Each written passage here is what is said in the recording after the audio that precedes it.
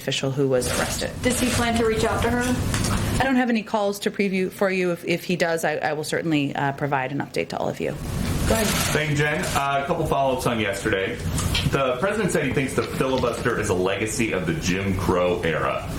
Did he think that it was a legacy of the Jim Crow era in 2005 when he defended the filibuster and said altering Senate rules to help one political fighter or another could become standard operating procedure, which in my view would be disastrous? Well, Peter, one of the things he talked about yesterday was the fact that between 1917 and 1971, the filibuster was used about 58 times. Last year alone, it was used 5 times that many. It is not being used for the intended purpose. It is being abused. And yes, there are scenarios as it relates to voting rights where it is oppressing. It is allowing for systematic racism in the country. So that's the concern he was expressing. And a follow on that. There are some concerns on the right that if you get rid of the filibuster, it effectively means one-party rule. So is that what the president was getting at when he was asked about 2024? And he said, I have no idea if there will be a Republican Party.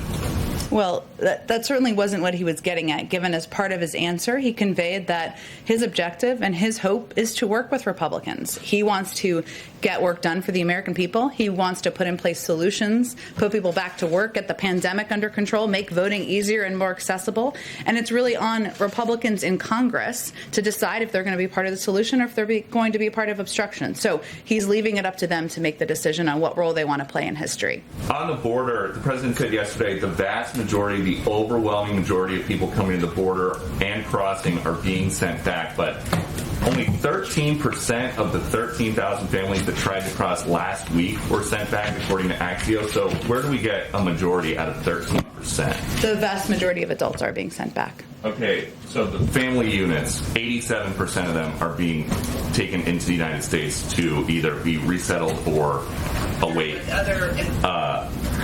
their hearings. I'm just curious, 87% in the country of the family units is not a majority being sent back. A majority of adults, which every adult is not a part of a family unit, as I'm sure you're fully tracking, right. And tens of thousands of people are coming to our border. We know that. And so the majority of adults are being turned away. Our policy remains the same. We are implementing Section 42. As the president touched on and I touched on a little bit earlier this week, there are capacity issues in Mexico, which we are in discussions with them about addressing. And they are not in a position to accept and take the families that they have in the past. So that's part of the diplomatic discussions that we're having. Okay, and just one more about yesterday. We noticed, starting at the end of the campaign, and then into the transition and here at the White House, anytime that the president has an event where he is given a list of reporters to call on, Fox is the only member of the 5-network TV pool that has never been on the list in front of the president. And I'm just curious if that is an official administration policy. We're here having a conversation, aren't we? Yes, but and do I take questions from you every time you come to the briefing room? Yes, but has the president taken questions from you since he came into office? Unfortunately, yes or no? Only when I have shouted after he goes through his whole list. And the president has been very generous with his time with Fox. I'm just curious about this list that he has given.